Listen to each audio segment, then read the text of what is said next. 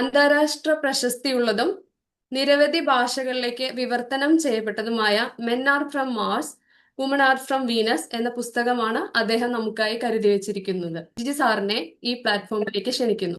പ്രിയമുള്ളവരെ, നമുക്കറിയാം 1993 ഒരുപക്ഷെ ട്രെയിനിങ് ഫീൽഡിലുള്ള ആൾക്കാരായിരിക്കും മിക്കവരും ഈ ഓഡിയൻസ് എന്ന് ഞാൻ പ്രതീക്ഷിക്കുന്നു. അങ്ങനെയുള്ള ആൾക്കാരെല്ലാം തന്നെ ഒരുപക്ഷെ വായിച്ചിരിക്കാൻ, അല്ലെങ്കിൽ ഏറ്റവും കുറഞ്ഞത് ഒന്ന് കേട്ടിരിക്കാനെങ്കിലും സാധ്യതയുള്ള ഒരു ബുക്കാണ് men are from Mars and women are from Venus എന്ന ഈ ബുക്ക്.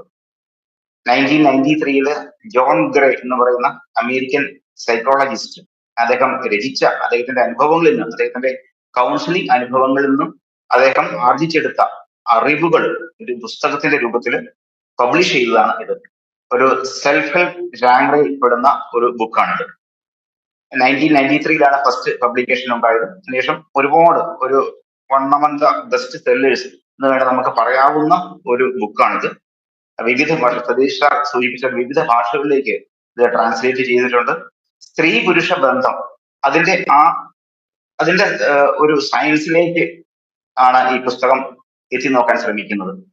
അപ്പം നമുക്കറിയാം, വളരെ സങ്കീർണമായ ഒന്നാണ് ഹ്യൂമൻ റിലേഷൻഷിപ്പ്.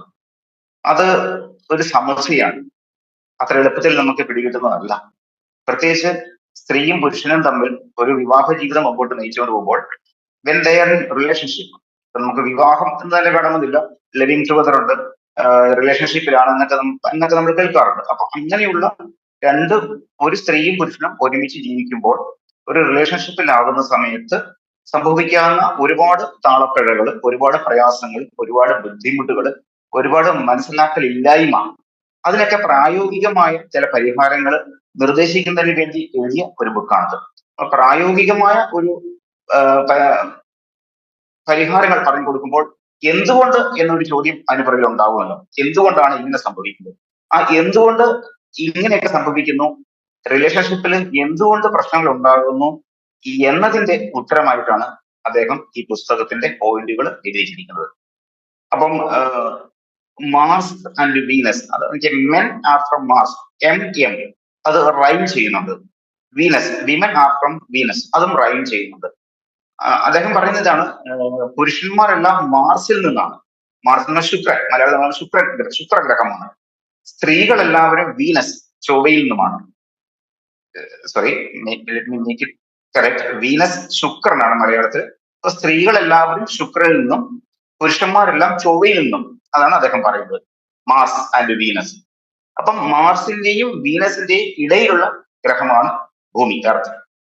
അപ്പം ചൊവ്വയിലുള്ള പുരുഷനും ശുക്രനിലുള്ള സ്ത്രീകളും കൂടി ഒരുമിച്ച് ജീവിക്കാൻ വേണ്ടി തെരഞ്ഞെടുത്ത സ്ഥലം ഭൂമിയാണ്.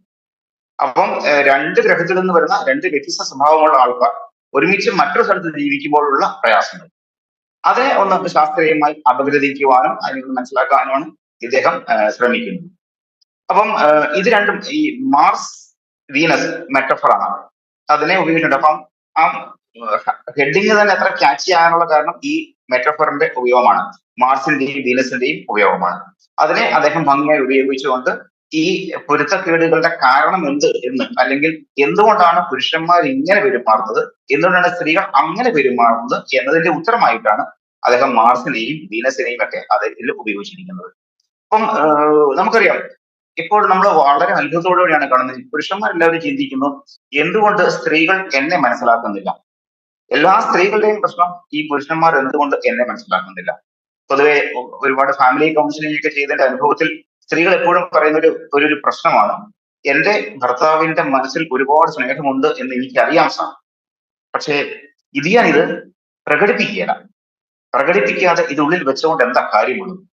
എല്ലാ സ്ത്രീകളുടെയും ഒരു പരാതിയാണ്, എല്ലാ ഭാര്യമാരുടെയും ഒരു പരാതിയാണ്. നേരെ മറിച്ച് പുരുഷന്മാർ പറയുന്നത്, എന്റെ സാർ ഇപ്പോൾ എനിക്ക് സമാധാനം തരുന്നില്ല, ചെവിതല കേൾപ്പിക്കില്ല, എപ്പോഴും ഇത് പറഞ്ഞുകൊണ്ടിരിക്കും, ഇങ്ങനെ ഇറിറ്റേറ്റ് ചെയ്തുകൊണ്ടിരിക്കും, ഇങ്ങനെ ചൊറിഞ്ഞുകൊണ്ടിരിക്കും. ഇതൊക്കെ നമ്മളൊരു നാടൻ ഭാഷയിൽ ഇവരുടെ പ്രശ്നങ്ങൾ ഇപ്പോഴും അവർ പറയുന്നതാണ്. ഇതിന് വ്യക്തമായ കാരണമാണ് ജോൺ ഗ്രേ ഈ പുസ്തകത്തിലൂടെ പറയുന്നത്. കാരണം രണ്ടും രണ്ട് എൻറ്റിറ്റിയാണ്, രണ്ടുപേരും രണ്ട് ഗ്രഹത്തിൽ നിന്നാണ്, അവരുടെ ഉറവിടം രണ്ടും രണ്ടാണ്, രണ്ടും രണ്ട് മെയ്ക്കാണ്. അപ്പം പുരുഷന്റെ മെയ്ക്ക് ഇങ്ങനെയാണ് എന്നും എന്നെ പോലെയുള്ള ഒരു സൃഷ്ടി അല്ല പുരുഷൻ എന്ന് മനസ്സിലാക്കുമ്പോൾ സ്ത്രീ വിജയിക്കും. റിലേഷൻഷിപ്പിൽ.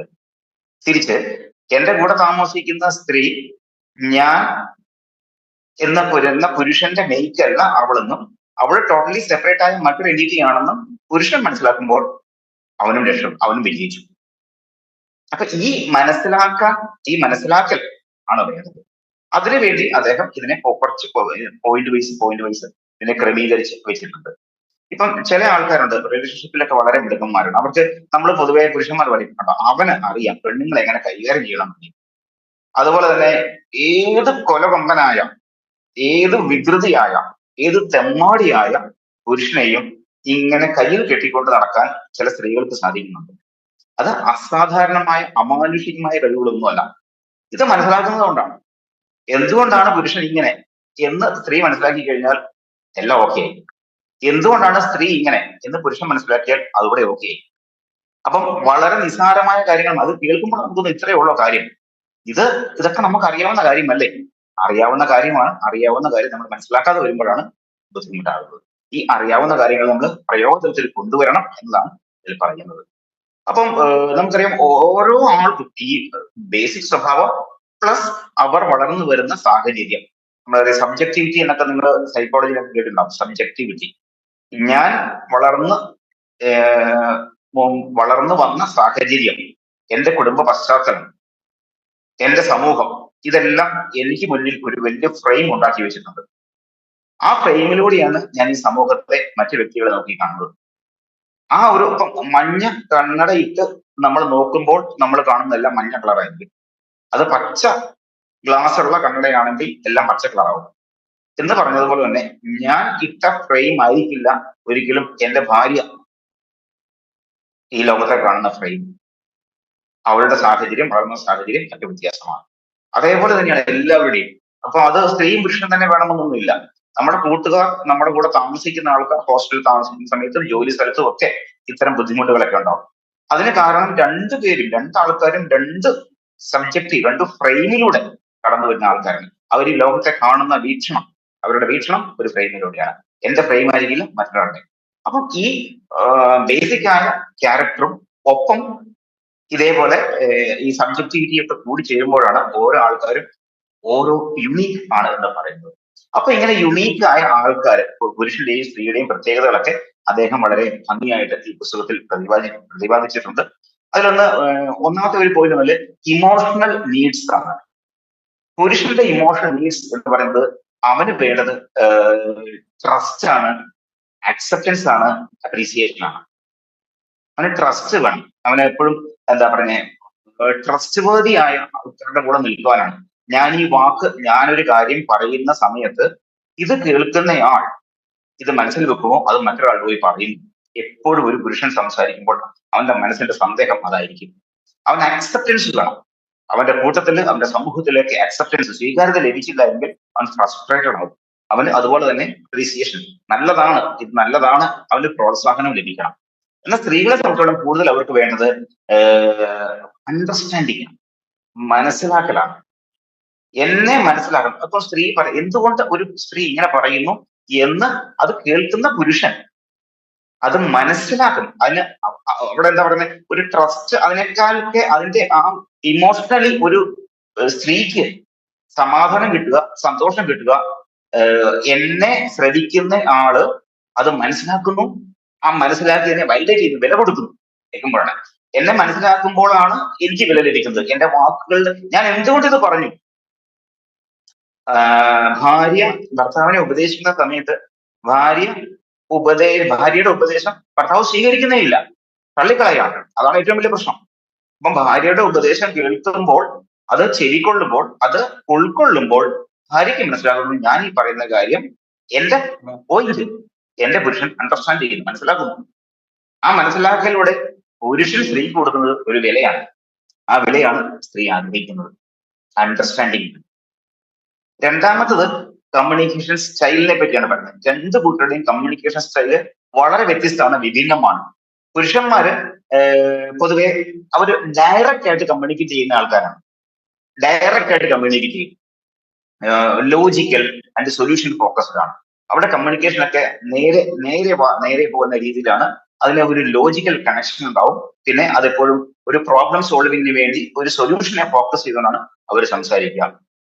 എന്നാൽ സ്ത്രീകൾ പൊതുവെ ഇൻഡയറക്റ്റ് ആണ്, ഇമോഷണൽ ആണ്, അതുപോലെ എംപതറ്റിക് ആണ്. അവര് സ്ത്രീകൾ പൊതുവെ ഇമോഷണൽ ആണ്. അപ്പൊ നിങ്ങൾക്ക് തന്നെ അറിയാം, ഇവിടെയുള്ള ഭർത്താക്കന്മാര് പലപ്പോഴും ഭാര്യമാരോട് പറഞ്ഞ പല സന്ദർഭങ്ങളും പല അനുഭവങ്ങളും പല അഭിപ്രായങ്ങളും വർഷങ്ങൾ കഴിഞ്ഞാലും സ്ത്രീകൾ മറക്കില്ല.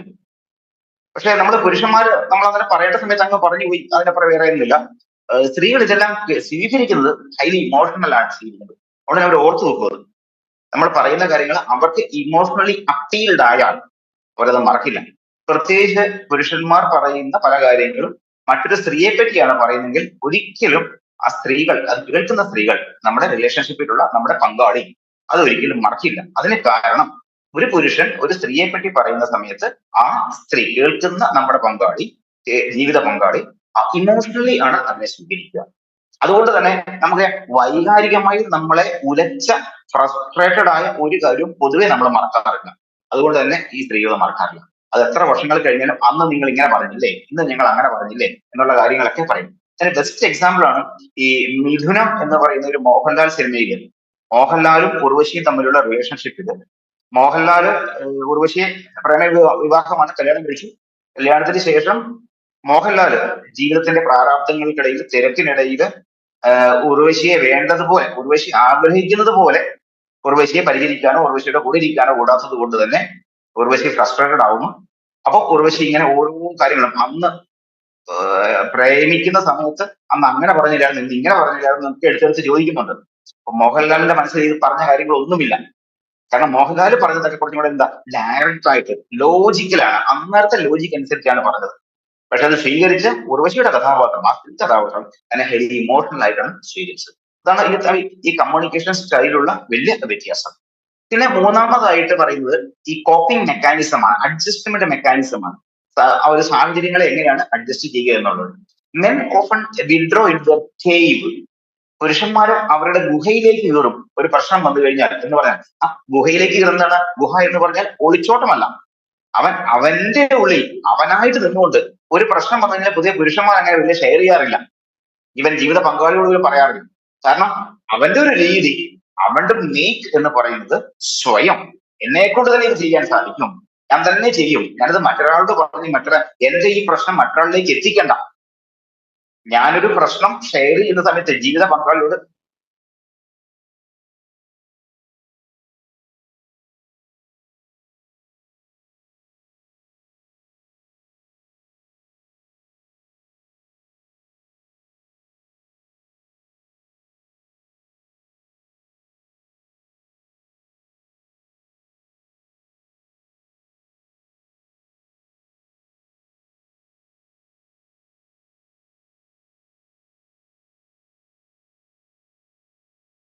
പ്പോൾ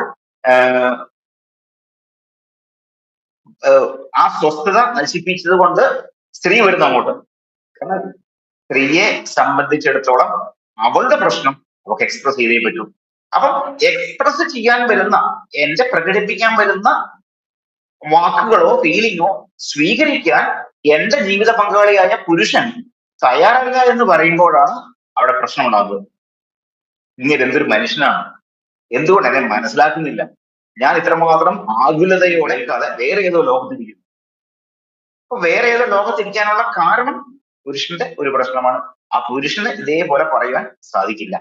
കാരണം അവൻ അവന്റെ കേവിൽ, അവന്റെ ഗുഹയിലാണ്, അവന്റെ സൈക്കോളജിക്കൽ ഗുഹയിലാണ്. അപ്പം ഇത് പൊരുത്തക്കേടുണ്ടാകും. അതാണ് ഇവരുടെ രണ്ട് കൂട്ടരുടെയും തമ്മിലുള്ള കമ്മ്യൂണിക്കേഷൻ പ്രശ്നം.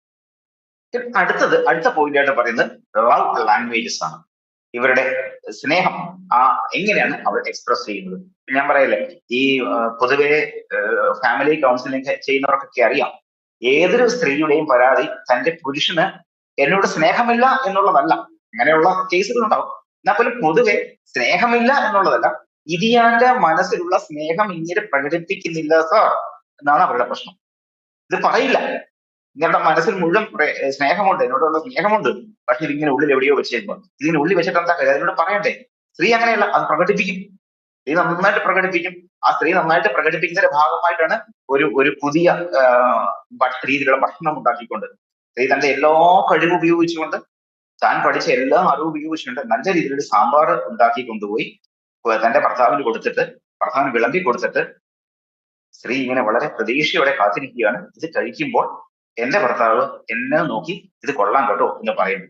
അതിനുവേണ്ടിയാണ് ആ പാവം സ്ത്രീ ഇതിനുവേണ്ടി എല്ലാം ഈ കഷ്ടപ്പാടെല്ലാം സഹിച്ചത്. പക്ഷെ ഇത് കഴിച്ചുകൊണ്ടിരിക്കുന്ന പുരുഷൻ എന്ത് ചെയ്യുന്നു? അത് ആസ്വദിക്കും, കഴിക്കും, നല്ല ടേസ്റ്റാണ്, ആസ്വദിച്ച് കഴിക്കും, എന്നാൽ ഇത് നല്ലതാണ് എന്ന് പറയുന്നു.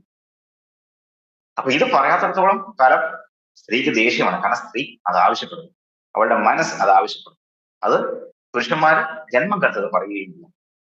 അപ്പം അതൊന്ന് പറയാൻ വേണ്ടി രാവിലെ എഴുന്നേറ്റ് സാമ്പാറെല്ലാം വെച്ച് കഴിയുമ്പോൾ ഭർത്താവ് അത് കഴിച്ചിട്ട് സൂപ്പറാണ് കേട്ടോ, അടിപൊളിയാണെന്ന് പറഞ്ഞു കഴിഞ്ഞാൽ ഇവിടെ എന്നെ ശ്രമിക്കുന്ന സ്ത്രീകൾക്കെല്ലാം അറിയാം അത് എത്രമാത്രം കംഫർട്ട്, എത്രമാത്രം ഹാപ്പിനെസ് ആയിരിക്കും ആ സ്ത്രീക്ക് ലഭിക്കുക എന്നത്.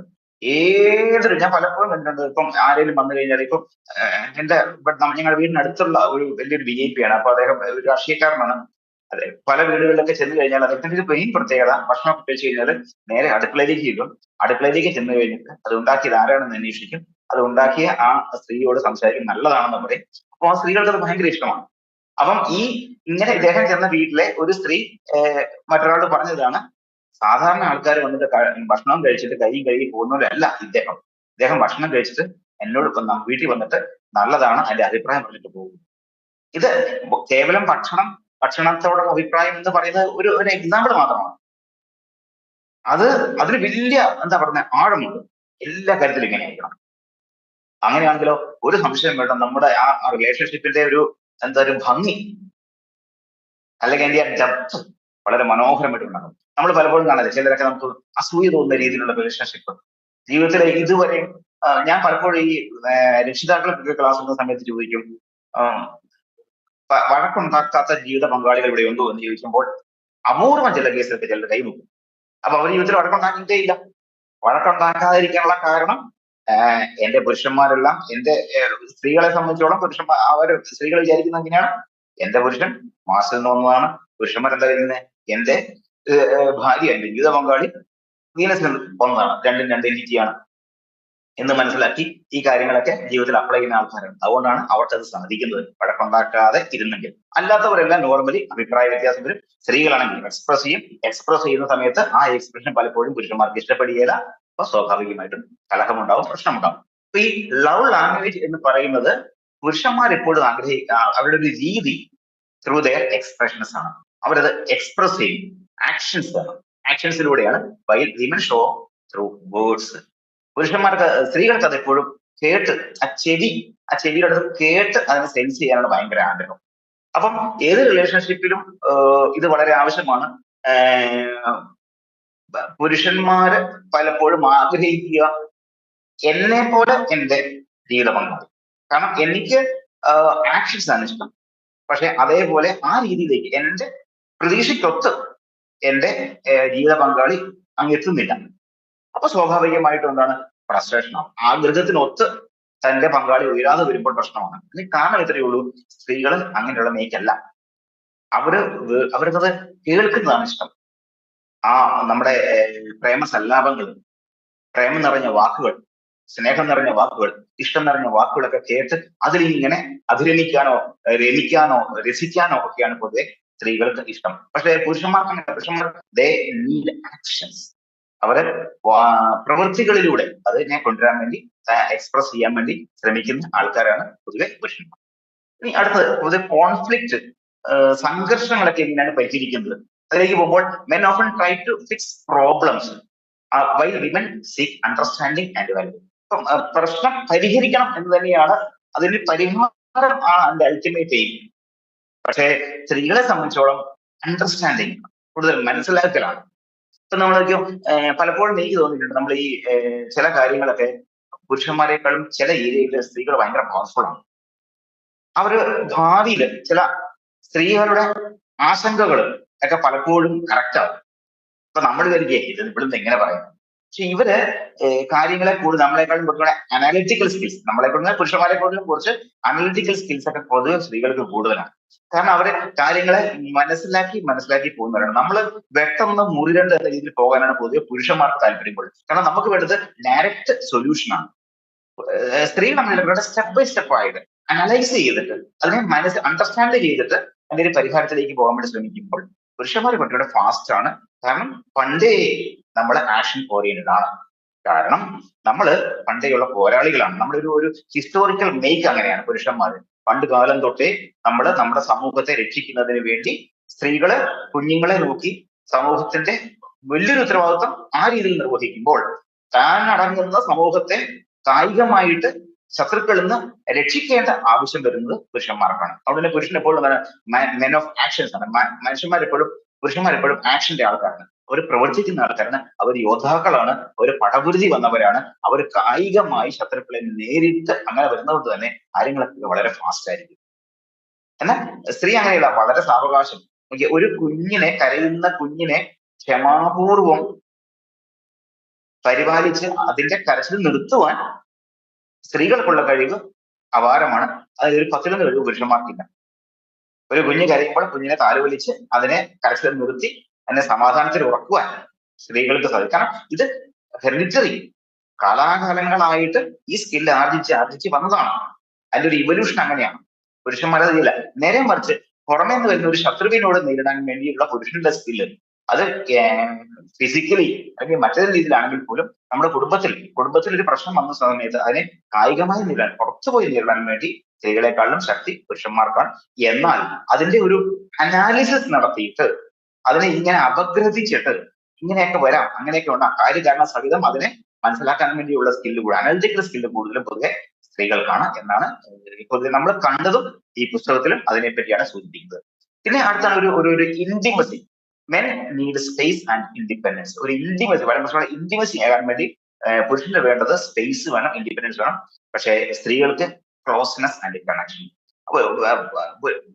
അടുത്ത ബന്ധം. ഇപ്പം expression of love, physical expression of love in public is more loved by men rather than women. അപ്പം അത്തരം ചേഷ്ടകള് പൊതുവെ പുരുഷന്മാര് അത് ചെയ്യുകയും പുരുഷന്മാർക്ക് അത് ഇഷ്ടമാണ്. പക്ഷേ സ്ത്രീകള് അത്ര കംഫർട്ട് ആയിരിക്കില്ല when it is in public place. But in closed, when it is in closed room or when they are totally in private, ആ സമയത്ത് കൂടുതലും അത് സ്ത്രീകൾ ഇഷ്ടപ്പെടുന്നു. കാരണം ഈ ഇന്റിമസി കൂടുതലും സ്ത്രീകൾ പൂർണ്ണമായും ഇന്റിമസി എക്സ്പ്രസ് ചെയ്യുന്നത് അവര് when they are in close ായിരിക്കും, ആ സമയത്താണ്. അപ്പം ഇതൊക്കെയാണ്. അപ്പം ഇത്രയും ഒരു പോയിന്റ്, ഇത്രയും പോയിന്റുകളാണ് പ്രധാനമായും അതിന്റെ എന്തുകൊണ്ട് എന്ന് ഇത് തമ്മിലുള്ള കോൺഫ്ലിക്റ്റിന്റെ കാരണം എന്തുകൊണ്ട് എന്ന് പറയുന്നതിൽ ജോൺ ഗ്രേ പറയുന്നത്. പിന്നെ അതിനെക്കുറിച്ച് പ്രാക്ടിക്കൽ അഡ്വൈസും അദ്ദേഹത്തിന്റെ ഭാഗത്തു നിന്നുണ്ട്. അത് ഒന്നാണ് പ്രാക്ടീസ് ആക്റ്റീവ് ലിസണിങ് എന്ന പോയിന്റ്. Practice active listening. പുരുഷന്മാർ ഈ സ്കില്ല് കൂടുതലും വേണ്ടത് പുരുഷന്മാർക്കാണ്. കാരണം സ്ത്രീകൾ സംസാരിക്കും. സ്ത്രീകളുടെ ഇമോഷൻസ് അടങ്ങിയ വാക്കുകളെ, ഇമോഷൻസ് അടങ്ങിയ സെന്റൻസുകളെ കൂടുതൽ ശ്രദ്ധിക്കാൻ വേണ്ടി പുരുഷൻ സമയം കണ്ടെത്തുകയാണെങ്കിൽ, അതിന് ക്ഷമ കാണിക്കുകയാണെങ്കിൽ, അതേ സമയം തന്നെ പുരുഷന്റെ ആവശ്യങ്ങള്, പുരുഷന്റെ സ്പേസ്, എനിക്ക് കുറച്ചുകൂടി ഇമോഷണലി സ്പേസ് വേണം എന്ന കാര്യം സ്ത്രീകൾ മനസ്സിലാക്കുകയാണെങ്കിൽ ഇറ്റ് ഈസ് ബാലൻസ്ഡ്. ആകുലതയോടെ തന്റെ ഭർത്താവ് വരുന്നതും കാത്ത് തന്റെ മനസ്സിലുള്ള പ്രശ്നവുമായിട്ട് ആകുലതയോടെ കാത്തിരിക്കുന്ന സ്ത്രീയുടെ വാക്കുകളെല്ലാം കേൾക്കുവാനുള്ള ഒരു ക്ഷമാശക്തി പുരുഷൻ കാണിക്കുകയും തന്റെ പുരുഷൻ ഇതുപോലെ തന്നെ പൊട്ടിച്ചെറിക്കുകയോ അല്ലെങ്കിൽ ഞാൻ പറയുന്ന കാര്യങ്ങളെ ഉൾക്കൊള്ളാതെ വരികയും ചെയ്യുന്നതിന്റെ കാരണം ഇതുകൊണ്ടാണ് സ്ത്രീ മനസ്സിലാക്കാൻ സാധിച്ചാൽ അവിടെ പ്രശ്നമില്ല എന്നാണ് പറയുന്നത്. പിന്നെ അപ്രീസിയേഷൻ. നമുക്ക് അപ്രീസിയേഷൻ എന്ന് പറയുന്നത് വലിയൊരു ആയുധമാണ്. ഏത് റിലേഷൻഷിപ്പിലും പുരുഷൻ ചെയ്യുന്ന കാര്യങ്ങളെ സ്ത്രീ അപ്രീസിയേറ്റ് ചെയ്യുകയും സ്ത്രീകൾ ചെയ്യുന്ന കാര്യങ്ങളെ പുരുഷൻ അപ്രീസിയേറ്റ് ചെയ്യുകയാണെങ്കിൽ ഒരുപാട് ഗുണങ്ങൾ ഉണ്ടാകും എന്നാണ് പറയുന്നത്. കാരണം മനുഷ്യന്റെ സ്ത്രീയുടെ ഇമോഷണൽ സപ്പോർട്ട് പുരുഷൻ എപ്പോഴും ആവശ്യമാണ്. ഇമോഷണൽ സപ്പോർട്ട് വൈകാരികമായിട്ട് ഞാൻ കണ്ടതിൽ നിന്ന്, ഞാൻ മനസ്സിലാക്കിയെന്നും എനിക്ക് തോന്നുന്നു വൈകാരികമായിട്ട് പുരുഷന്മാരെക്കാളും സ്ട്രോങ് ആണ് സ്ത്രീകൾ. ഇപ്പം പ്രായമായ അപ്പച്ചനും അമ്മച്ചിയും അല്ലെങ്കിൽ അച്ഛനും മുത്തച്ഛനും മുത്തശ്ശിയൊക്കെ ഉണ്ടെങ്കിൽ അതിൽ ഈ മുത്തശ്ശിയാണ് ആദ്യം മരിക്കുന്നതെങ്കിൽ പിന്നെ മുത്തശ്ശൻ അല്ലെങ്കിൽ അപ്പച്ചൻ അധികകാലം ജീവിച്ചിരിക്കുകയാണ്. കാരണം അത്രയും കാലം കിട്ടിയ ഇമോഷണൽ സപ്പോർട്ട് പെട്ടെന്ന് ഓൾ ഓഫ് എ സഡൻ ഇല്ലാതാവുകയാണ് ചെയ്തത്. അതോടെ ആ മനുഷ്യൻ ഉലഞ്ഞു പോകും. നേരെ മറിച്ച് തിരിച്ച് ഭർത്താക്കന്മാർ നഷ്ടപ്പെട്ട സ്ത്രീകള്, വയസ്സ് നഷ്ടപ്പെട്ട സ്ത്രീകള് കമ്പാരിറ്റീവ്ലി കൂടുതൽ കാലം ജീവിച്ചിരിക്കുന്നതായിട്ട് കണ്ടിട്ടുണ്ട്. അതിന് കാരണം ഈ സ്ത്രീയുടെ ഇമോഷണൽ സപ്പോർട്ട് ഇല്ലാതെ, ഇത്രയും കാലം എനിക്ക് ലഭിച്ച ഇമോഷണൽ സപ്പോർട്ട് ഇല്ലാതെ എനിക്ക് മുമ്പോട്ട് പോകാൻ പറ്റാതെ വരികയും ആ പുരുഷൻ ഒന്ന് മാനസികമായി ഉലയുകയും അതിന്റെ പ്രതിഫലനം ആരോഗ്യത്തിൽ ഉണ്ടാവുകയും ചെയ്യും. ഇതൊക്കെ നമ്മൾ എപ്പോഴും ഇങ്ങനെ കാണാനുള്ളതാണ്. അപ്പം ഇഫക്റ്റീവ് കമ്മ്യൂണിക്കേഷൻ, സോറി അതിന് മുമ്പ് ഒരു പോയിന്റ് കൂടി കണ്ടത്, don't try to change each other. നമ്മൾ അതെനിക്ക് തോന്നുന്നു സ്ത്രീ പുരുഷ ബന്ധത്തിൽ മാത്രമല്ല, നമുക്ക് ഒരാളെ മാറ്റാനേ പറ്റില്ല. നമുക്കൊരാളെ മാറ്റാൻ പറ്റില്ല. എ എന്ന വ്യക്തിക്ക് ഒരിക്കലും ബി എ മാറ്റാൻ പറ്റില്ല. ബി എന്ന വ്യക്തിക്ക് ഒരിക്കലും എ മാറ്റാൻ പറ്റില്ല. അത് മാറ്റം എന്ന് പറയുന്നത് നമ്മൾ എയ്ക്ക് അനുസൃതമായി ബി തന്റെ ആറ്റിറ്റ്യൂഡിനെ മാറ്റിയെടുക്കൽ മാത്രമേ ഉള്ളൂ. എങ്കിലും അത് റിലേഷൻഷിപ്പ് ആവുള്ളൂ. വേറെ ഏതോ സാഹചര്യത്തിൽ നിന്ന് വന്ന എന്റെ ജീവിത പങ്കാളിയെ എനിക്ക് അനുസൃതമായി മാറ്റിയെടുക്കാൻ ഞാൻ ശ്രമിക്കുമ്പോഴാണ് പ്രശ്നം മുഴുവൻ ഉണ്ടാകുന്നത്. അതുവരെ ഞാൻ ജീവിച്ച വളരെ കംഫർട്ടബിൾ ആയ എൻവയോൺമെന്റിലേക്ക് ഒരാൾ കയറി വന്നിട്ട് എന്നെ അവർക്കനുസൃതമായിട്ട് മാറ്റാൻ ശ്രമിക്കുമ്പോഴാണ് ഞാൻ പ്രശ്നം ഉണ്ടാക്കുന്നത്. നമുക്ക് ലോകത്തിൽ ഒരാളെയും മാറ്റുവാൻ സാധിക്കില്ല. സ്ത്രീക്ക് പുരുഷനെ, പുരുഷന് സ്ത്രീയോ, ആർക്കും. അത് സ്ത്രീ പുരുഷന് വ്യത്യാസമൊന്നുമില്ല.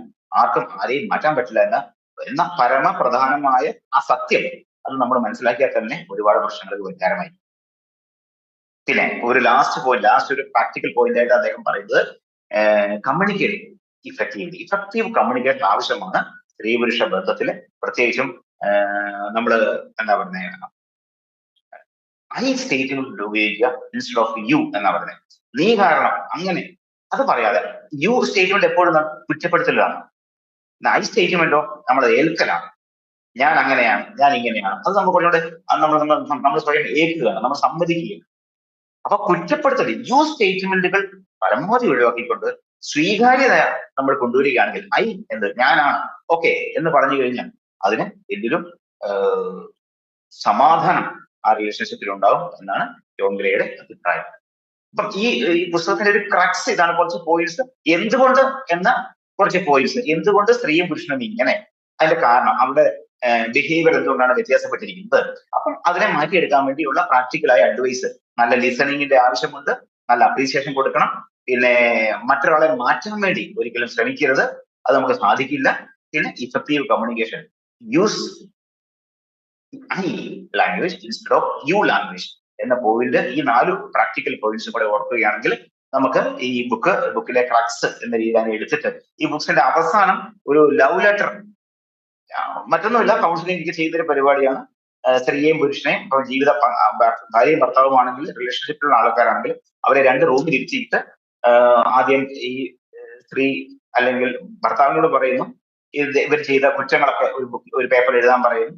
അപ്പൊ ആരോപണങ്ങളൊക്കെ എഴുതുന്നു, 2 കൂട്ടർ എഴുതുന്നു. അതിനുശേഷം അവരോട് പറയുന്നു എപ്പോഴെങ്കിലും ഏതെങ്കിലും കാര്യത്തിൽ ഇവരുടെ എന്തെങ്കിലും നന്മ കണ്ടിട്ടുണ്ടെങ്കിൽ ഭർത്താവിനോട് എഴുതാൻ പറയുന്നു, തിരിച്ചെഴുതാൻ പറയുന്നു. അപ്പൊ അത് ആ പ്രോസസ് കഴിയുമ്പോഴേക്കും സ്വാഭാവികമായിട്ടും ആ എന്താ പറയുക, നമ്മുടെ ഇമോഷൻസ് നമ്മൾ വാക്കുകളിലൂടെ പകർത്തി കൊണ്ടുവരുമ്പോഴേക്കും അങ്ങനെ എഴുതണമെങ്കിൽ ചിന്തിക്കണമല്ലോ. അപ്പം അവരുടെ റിലേഷൻഷിപ്പ് തുടങ്ങി മുതലെയുള്ള കാര്യങ്ങളൊക്കെ അവർ ആലോചിച്ച് ചിന്തിച്ച് 1 by 1 എഴുതുമ്പോഴേക്കും അത് വലിയൊരു എന്താ പറയുക, ഒരു കഥാർസിസ്, ഒരു സെൽഫ് ഹീലിംഗ് അതിലൂടെ പോവുകയും ആ റിലേഷൻഷിപ്പിന് വലിയ ഒരു എന്താ പറയുക പുതിയൊരു തലം ഉണ്ടാവുകയും ചെയ്യുന്നൊക്കെയാണ് ഇദ്ദേഹം പറയുന്നത്. അപ്പൊ ഇത് ഞാൻ ഈ ബുക്ക് പ്രസന്റ് ചെയ്യാനുള്ള കാരണം, റിലേഷൻഷിപ്പ് മാനേജ്മെന്റില്, പ്രത്യേകിച്ച് ഫാമിലി റിലേഷൻഷിപ്പിലൊക്കെ, പാരന്റിങ്ങിലൊക്കെ ഈ ഇതിന്റെ അകത്തുള്ള പോയിന്റ്സ് ട്രെയിനേഴ്സ്, ഞാൻ മനസ്സിലാക്കുന്നു എന്നെ ശ്രമിക്കുന്ന ആൾക്കാർ മഹാപുരുഷവും ട്രെയിനർമാരാണ്, പരിശീലകരാണ്.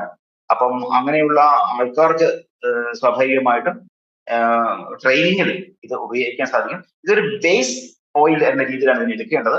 നിങ്ങൾ ആസ് എ ട്രെയിനർ നിങ്ങൾ കൂടുതൽ റിസർച്ച് ചെയ്തിട്ട് ഇതിനെ ഒരു ബേസ് പോയിന്റ് ആയിട്ട് എടുത്തിട്ട് കൂടുതൽ തെളിവുകളോട് കൂടിയ സയന്റിഫിക്കലി പ്രൂവ് ചെയ്യാൻ സാധിക്കുന്ന രീതിയിലുള്ള പോയിന്റുകൾ കൂടെ ഇതിനോട് ആഡ് ചെയ്തിട്ട് ഓരോ ട്രെയിനിങ് കഴിഞ്ഞ് അടുത്ത ട്രെയിനിങ് പോകുമ്പോഴത്തേക്കും കൂടുതൽ പോയിന്റ് ആഡ് ചെയ്യുമെന്ന് പറഞ്ഞുകൊണ്ട് തന്നെ ഇതിനെ ഒരു ബേസിക് ബുക്കായിട്ട് എടുത്തിട്ട് കൂടുതൽ റിസർച്ച്, കൂടുതൽ ഫർദർ റീഡിങ്ങിലേക്ക് പോയിട്ട് വേണം റിലേഷൻഷിപ്പിന്റെ ട്രെയിനിങ് എടുക്കാൻ വേണ്ടി.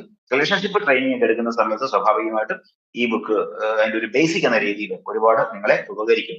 ഈ പുസ്തകത്തിനെതിരെയുള്ള ചില ക്രിറ്റിക്സിസം എന്ന് പറയുന്നത്, ഈ റിലേഷൻഷിപ്പിൽ ഈ പ്രശ്നങ്ങളെ വല്ലാണ്ട് സിംപ്ലിഫൈ ചെയ്തു. ഇതുകൊണ്ടാണ് എന്ന് പറഞ്ഞാൽ സിംപ്ലിഫൈ ചെയ്തു എന്ന് പറയുന്ന വലിയൊരു ആരോപണം ഈ പുസ്തകത്തിനെതിരെയുണ്ട്. അതുപോലെ തന്നെ ഈ ഇതിൽ പറയുന്ന ഉപദേശങ്ങൾ എല്ലാ റിലേഷൻഷിപ്പിലും എല്ലാ ഇൻഡിവിജ്വൽക്കും ആപ്ലിക്കബിൾ അല്ല, അങ്ങനെ തുടങ്ങിയ വിമർശനങ്ങളും ഈ പുസ്തകത്തിന്റെ ഭാഗമായിട്ടുണ്ട്. അപ്പം ഞാനിങ്ങനെ ഇതുപോലെയുള്ള മഹത്തായ ഒരു പുസ്തക ആസ്വാദന മേളയിൽ ഒരു സാഹിത്യ പുസ്തകം എടുക്കാതെ ട്രെയിനിങ്ങുമായി ബന്ധപ്പെട്ട സെൽഫ് ഹെൽപ്പ് ബുക്ക് എടുക്കാനുള്ള കാരണം തന്നെ ഇത് ട്രെയിനേഴ്സ് ഒക്കെ ആണ് ഓഡിയൻസ് എന്ന് കരുതിക്കൊണ്ടാണ്. ഇത്രയാണ് ഈ ബുക്കിന്റെ ഒരു ക്രക്സ്. എനിക്ക് ഇങ്ങനെ ഒരു പ്ലാറ്റ്ഫോം ഒരുക്കി തന്ന പ്രിയപ്പെട്ട വിനീത ടീച്ചർക്കും PC പോസിറ്റീവ് കമ്മ്യൂണിറ്റി തൃശ്ശൂർ ചാപ്റ്റേഴ്സിന്റെ എല്ലാ മെമ്പർമാർക്കും എല്ലാ ഭാരവാഹികൾക്കും നന്ദി പറഞ്ഞുകൊണ്ട് അനിൽ സാറിനെ പോലെയുള്ള ശാശ്വത സാറിനെ പോലെയുള്ള സംസ്ഥാന ഭാരവാഹികളൊക്കെ ഈ പ്ലാറ്റ്ഫോമിൽ എത്തിയിട്ടുണ്ട് എന്ന് ഞാൻ മനസ്സിലാക്കുന്നു. എല്ലാവർക്കും എല്ലാവിധ ആശംസകളും നേർന്നുകൊണ്ട് വായനയുടെ ഉത്സവങ്ങളുടെ തുടക്കമായി ഈ സംഭവങ്ങൾ മാറട്ടെ, ഈ പ്രോഗ്രാം മാറട്ടെ എന്ന് ആത്മാർത്ഥമായി ആശംസിക്കുന്നു, ആഗ്രഹിക്കുന്നു. Thank you very much. സത്യത്തിൽ ഇവിടെ ഇരിക്കുന്ന ഓരോരുത്തരും അവരുടെ പാർട്ട്നേഴ്സിന്റെ കൂടെ തന്നെ ഇത് കേൾക്കേണ്ടതായിരുന്നു എന്ന് തോന്നിപ്പോയി. പിന്നെ രണ്ട് വിഭാഗങ്ങളുടെയും പ്രശ്നങ്ങൾ പോയിന്റ് വൈസ് ആയിട്ട് ഏറ്റക്കുറച്ചിലുകൾ ഇല്ലാതെ ഈക്വൽ ആയിട്ട് അവതരിപ്പിക്കുന്നതിൽ സാറ് 100% വിജയിച്ചിരിക്കുന്നു. അതുപോലെ 4 പ്രാക്ടിക്കൽ പോയിന്റ്സിനെ കുറിച്ച് അദ്ദേഹം നമുക്ക് പറഞ്ഞു തന്നു. അദ്ദേഹം ഈ പുസ്തകം ഇവിടെ അവതരിപ്പിച്ചതുപോലെ ഉൾക്കൊള്ളാൻ നമുക്ക് ഓരോരുത്തർക്കും സാധിച്ചാല് നമ്മൾ ഓരോരുത്തരുടെയും ബന്ധം കൂടുതൽ എല്ലാവരുടെയും ബന്ധങ്ങൾ കൂടുതൽ ഹൃദയസമ്പന്നമായി തീരും എന്നുറപ്പാണ്. അതുപോലെ ആരോഗ്യകരമായ പ്രശ്നങ്ങൾക്കിടയിലും അതൊന്നും കാര്യമാക്കാതെ ഇവിടെ എത്തിച്ചേർന്നതിന് സാറിനോട് മനസ്സിന്റെ അടിത്തട്ടിൽ നിന്ന് നന്ദി പറയുന്നു. ഇനി ഫീഡ്ബാക്ക് സെഷനാണ്.